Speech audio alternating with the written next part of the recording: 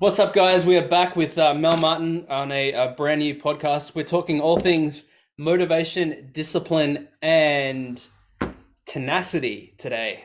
Mel, how you doing? Fantastic, brother.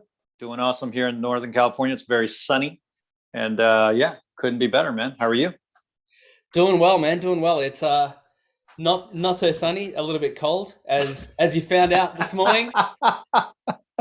But Yeah, besides that, it's all good. All good. absolutely, absolutely. No, no worries, no worries. So, guys, if you're listening to this, this is going to be a hard hitting talk podcast here, right? Okay, and I'm going to tell you a tale of two 300-pound guys. All right, it started out with just one. After my run this morning. If you had seen the video, the Facebook Live video I posted on the Chaos Transformation private fitness page group, you'd have seen it. And what I was talking about was, in caption read, there's a trend happening. There's a growing cancer, and where guys just bail. They don't follow through, and it's not a good thing. And so bear with us. I want to tell you a tale of two guys, right? So anyway, before I get started, Ken, anything from you that you wanna touch on at all? No, I'm really interested to hear this story, dude, because I think it's something that I think happens to like a lot of guys. Like a lot of guys equate having their health, their strength, their mindset, and their fitness. They already know that that plays a big part in things that are really important to them, like their relationship, their career, their family, their health, their um, ability to run a business if they've got a business. Like everyone already kind of knows that they're indirectly related, but Right. I think when people are pushed up against a wall in terms of stress and something like that, generally their health and their well-being is the first thing to go out the window. It's their default, and it's ridiculous. That's actually the time when you want to step up your health and fitness, because your body's going into a stress mode, and guys just think, and now I'm going to single out guys here, not women. I'm absolutely going to single out men here. The default is just to fucking dump everything, Yeah. which is stupid, right? And here I got my iPad up, and here's the caption that I wrote on the Facebook Live. There's a trend, a growing cancer. Being a victim is the default when life, quote, happens, unquote. Okay. This thing has happened. Therefore, this thing has happened. Therefore, I quit my nutrition and fitness program. I can't go on because blah, blah, blah, whatever the fucking excuse is. Right. Okay. Now, this is an attack on your spirit that is built to withstand, overcome, and thrive. Why would you give up that easy? Why would you fucking give up that easy? And thinking small will fucking kill you every time. That's what that is. It's small thinking. Yeah. It's absolutely small thinking. If you can't handle what's happening in your life and you have to dump everything, why would anybody or the universe or God or whatever give you something really serious to take on? Mm. Why? Right? And when you're doing the work, so let's get to the tale of these two guys, right? It started out with just a single tale. And literally before we got on our call earlier, I just spoke to a guy who committed to our program who was also 300 pounds, in contrast to the first guy. Two totally different mindsets. And once I run this by you guys, it'll blow your mind. It'll absolutely prove my theory. Okay. So there's no names that are going to be involved here, but just know that these two men exist in our world. All right. And we've had contact with them. So the first guy, 300 pounds, mid 40s, right? Mid 40s, whatever, signed up 2 months ago. Okay. Next thing you know, I get this text from him last week that says, hey, sorry. And just like, it's just, and you can already see it, just the narration. The narrative is, I got to quit my program. I broke my leg. Right. Okay. I'm done. Can't do it. Blah, blah, blah. And I go, oh, okay. I'm sorry to hear that. How did you do that? Gave whatever fucking reason. Okay, cool. More very elaborate. And then I finally hit him with, no worries. We just need clarification. Not a big deal. We'll suspend your plan and then just pick it back up whenever, I try to give him an out. And he says, and I said, so do me a favor. And this is for anybody of you out there working with this. This is going to happen. simply because we need to. Can you snapshot me a picture of your leg, or maybe as you're sitting on the couch there, imagine you're either in a soft cast or a hard cast, and also just a synopsis from your doctor, and let us know what has happened to you. What do you think happened after that? He blew me up in the most angry, defensive way. What the fuck do you mean, man? I'm sitting here. My leg's broken. What the fuck, man? Why do you need all that shit for? I go, well, because we need it. You made an agreement to be in this partnership with us in this training relationship. And just because life happens, we don't automatically run away from our fear. We don't turn it into a fear. We need to help you. Right? Continued blowing me up. No. And I said, okay, well, let me go to you this way. Because you're hurt, along with all the other people we've ever trained that did pre-procedures, went through injuries, it is now where you want to step up your fueling. Because if you're going to be that inactive, you do not want to fill your body with garbage. It's not an excuse for you to sit around on your couch and fucking eat candy and donuts. Right. Which is, I mean, yeah. To be honest, if I broke my leg, I would be so depressed. I would just be like, just give me the KFC. Like, I'm just fucking like, it's over. Sure. Yeah. Absolutely. And this guy has spent 6 weeks with us. So he's got the groundwork. He's got the foundation. He's been training the whole thing. He's doing well. And all of a sudden, bang, he becomes that fucking guy that every woman laughs about. Oh, he's got the cold. He's got a cold and he acts like he's dying in bed. He's got a cold or a flu. Oh man, help me. Fucking world's going to end. Fuck that. Right. So I said to the guy, I said, look, it's, just, you got to continue your nutrition. Oh, fuck. What do you mean, man? I'm sitting on a fucking broken leg. I'm under a lot of stress and, nobody can help me and blah, blah, blah. I'm thinking, hey, okay, cool. It's all good. No worries. Let him go. Right. No big deal.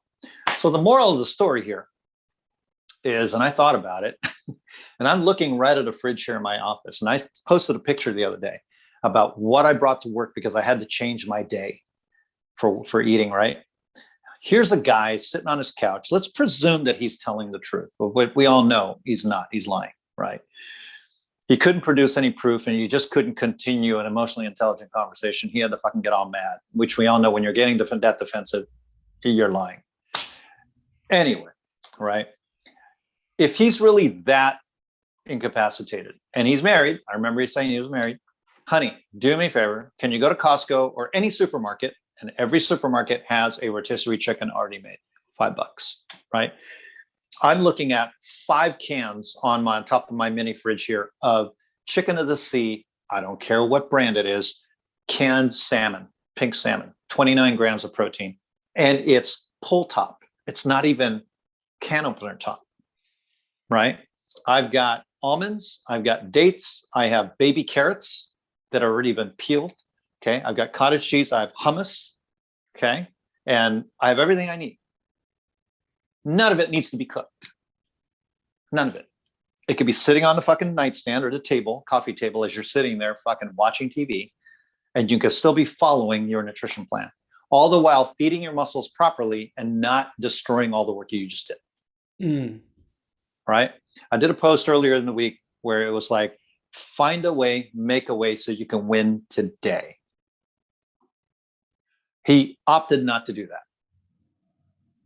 He clearly did not choose to make his health the highest priority. When ironically, he should, because he just broke his leg. And you know what? It's also the same story, the same reasons in every other category that someone might not look after their health, but just a different catalyst. Like, it might not be the broken leg. It might be the too much traffic on the drive home. It might be my wife, my girlfriend, recently she's turned into a tornado and I can't deal, and that's just too much shit. It could be my my kids getting bullied at school, and that's like, whatever. There's a billion things it can be, and take your pick. I do think that it comes down to, it's not that people can't do it, and it's like the solution you just gave with the tuna, the food, you know, Mhm. shit like that, rotisserie chicken, like that is like logically that's the most simple, easiest solution people with two working legs should be even trying to implement. But Right. at the end of the day, it comes down to, with fitness, with business, career, education, anything, family, it comes down to, it's very, very difficult for the human condition to take that one step into complete unknown and releasing the want or need to control the situation. And having that, as you've said 100 times over, that middle section where Hmm. You got to have you're faith for the middle. Yep. Where it's you hard. yeah, you're leaving yourself open for absolute catastrophic failure, but at the same Mhm. time, not only are you leaving yourself open for that, but you're also leaving yourself open for a brand new level of where you know your life Right. wants to be. And you know what? It's really sad, man, because people walk around with this low hum of I could be a better person in the back of their head that never Mm. goes away. And it's 1 month, it's 6 months, it's 12 months. It doesn't even have to be fitness. It's just that low level of that tiny little voice that says, "Oi, what when are you gonna get your shit together?" And Oh. it's in between. You know what it pops up? It pops up when you're in between episodes of The Golden Girls and Transformers on Netflix. You're you're Yeah. you're scrolling from one TV series to the movie Yeah. section, and it's like Yeah. it could be a 5 hour thing, because sometimes it's really hard to pick something to watch, but it could be 40 seconds, it could be 5 minutes, but that what in that middle section where there's no noise, the voice is like, "Hey, guess what? Mm. You shouldn't be doing what you're doing right now. You should not be fucking sitting here with your feet up, Right. watching Netflix and That's smashing awesome. Uber Eats when you know damn well you haven't even gone for a walk in the last 3 days." It's interesting because what did we leave on the last podcast? How does the person I want to become do what I'm about to do? That's exactly what that is. That's exactly what that is, right? So here's a guy that just completely just shit the fucking bed. He just said, fuck it. I'm done. He went from, I'm a 300-pound guy, Mel, this is great. Thank you. I'm doing it, blah, blah, blah. And all of a sudden he just fucking dropped it all. Just dropped it all. Right? Mm. Chose just the easy way out. And interestingly enough, he didn't make an agreement with himself immediately of, okay, I just broke my leg. Well, how can I continue? It was, fuck, I broke my leg. Fuck it. I'm done. The world's going to stop. No, not at all. And if you look at a 90-10 ratio, 90% clean fuel, 10%, fun food, he can easily, if he was eating 5 times a day, 35 meals a week, 7 days a week, 10% of that, he can have 3 fun meals. Honey, this is what I want on Friday night. This is what I want on Wednesday, or actually on Sunday. And then it's Taco Tuesday. So I want tacos on Tuesday. Cool. Yeah. Sweet. Right. If he had 90% clean fuel throughout the week, it wouldn't matter. Those 3 meals, those 3 fun meals for fun won't matter at all, even if he's just sitting there. Trust me, it won't. Right. Okay. So fast forward, tale of 200-300-pound guys. Spoke to a gentleman today, not a member, just signed up today. 35-year-old guy, 6'1", was 300 pounds, is now 168. Now, he didn't do that with us. Okay. Went on keto, went on calorie watch after, and he flat out, and this was completely unsolicited. He just flat out told me all this. He said, my life changed. I made a decision a few months ago. I got up off the fucking couch, called my buddy, and I said, I'm selling you my Xbox. I'm done. Holy fuck. Right? I want to take better care of myself. I hate the way I fucking feel. So he went on this journey with no structure or direction. He just decided, keto, probably got it on YouTube. Great. right? He's got a few dumbbells at home. He's got a kettlebell, whatever. Probably just picked up a few workouts here and there through his own diligence with no guidance at all. Went from 300 to 168, and I have no reason to not believe it. Okay. All right, cool. He pinged us on Facebook through our ad, right? And I'm talking to him today. He says, hey, I really need help.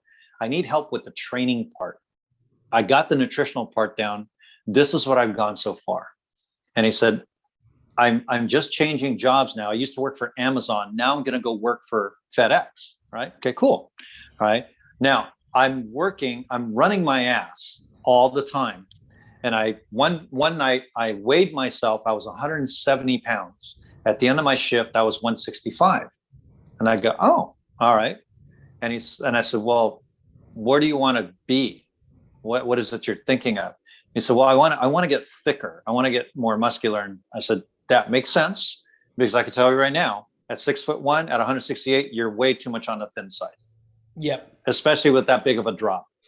Now, I have to tell you, you don't need a training program. You need both the nutrition and the training program, because if you are running around that much, you're not taking into account the caloric needs to sustain the muscle repair, so you don't cost yourself that at the end of the shift. And then if you expect to train to create new muscle tissue, you're not eating enough calories to do that as well. Right? Oh, okay, cool. I can do that. Awesome. So let's get back to your weight loss. What happened to you?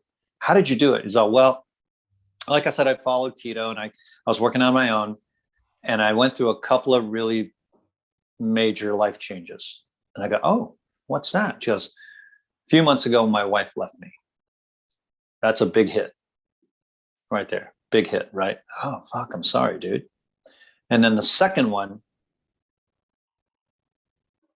I can't remember the fucking second one. It was another major hit.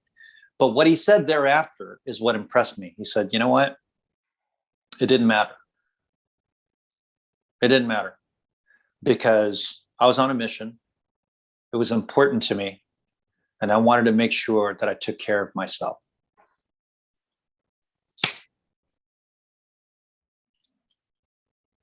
That came straight from him. I'm usually the guy fucking saying that. Like, look, you need to do this, da, da, da. I was like, oh my God. So needless to say, he signed on with us for obvious reasons, right? Because he needs to fine tune now. He's got the bulk of the work done, no pun intended, right? But for him to ascend back into the fitness level he wants to be in, he's going to need structure, detail, all that shit. That's where you and I come in. He's providing, like all of you guys provide who are on this program, the effort behind it, the diligence behind it, the time invested in it for 22 weeks or whenever, right? The tale of two guys.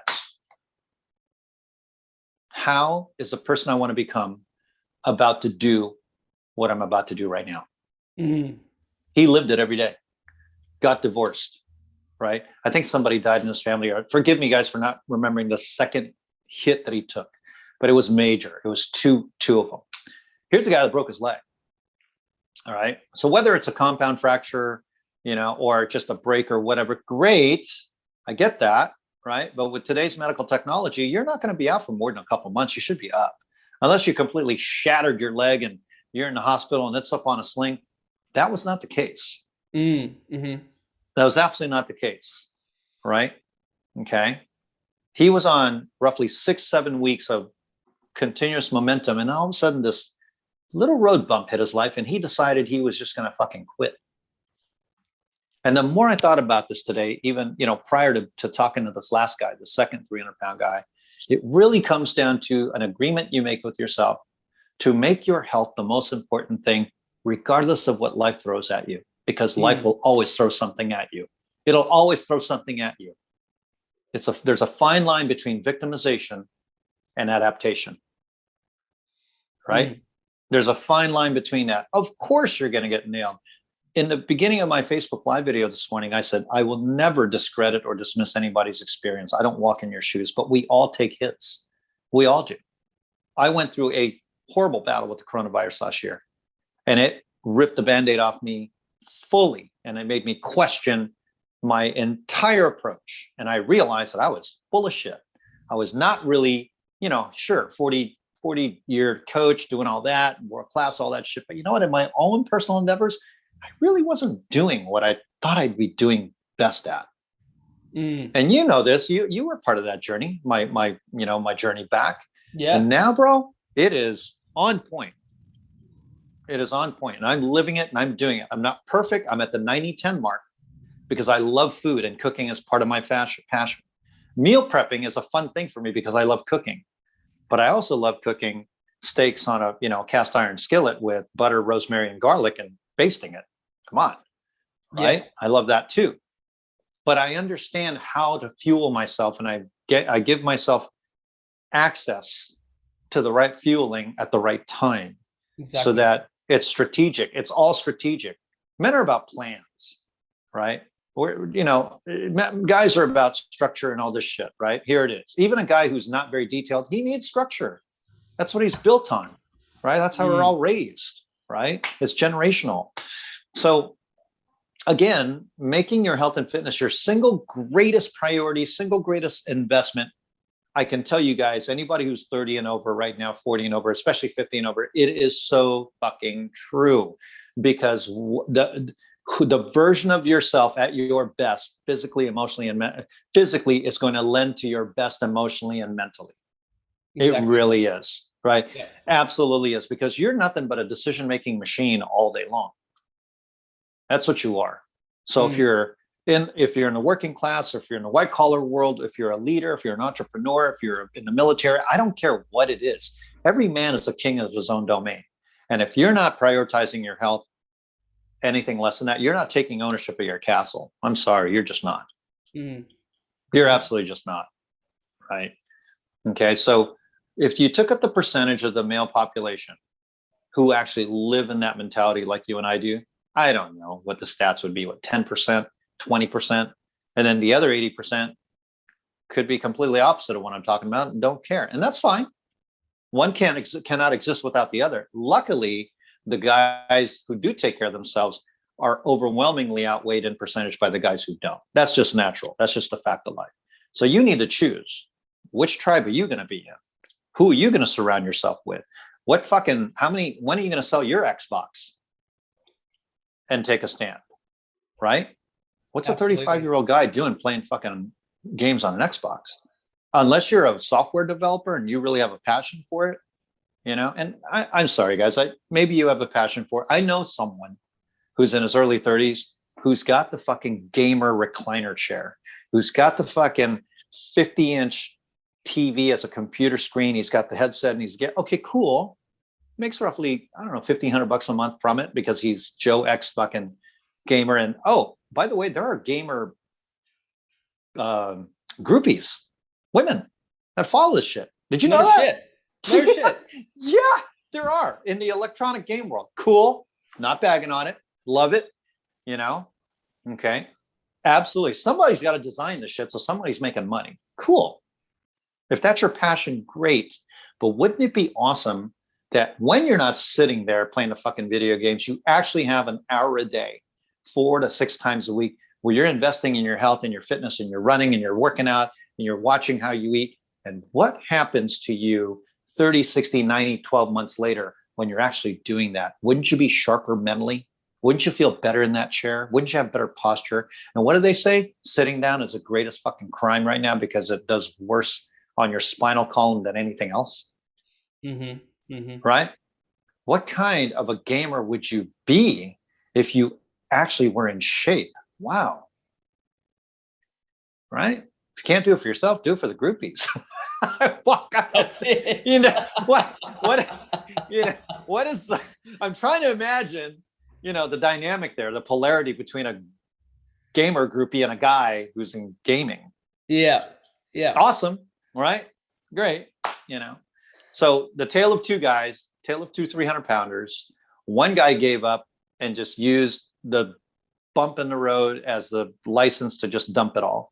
And one guy decided he was going to sell his fucking Xbox, went on this journey, unstructured, lost all that weight, and is now reaching out for help to get more detailed and structured weight because it's harder to get to where you're going to be the closer you are.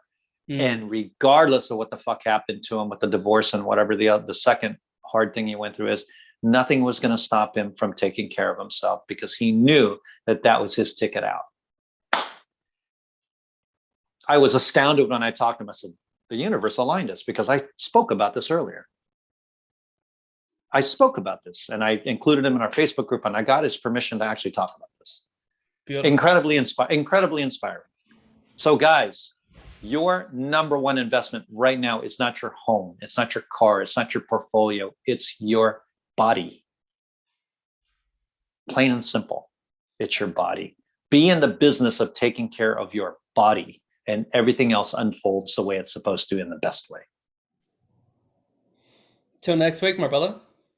Till next week, till another hard-hitting topic.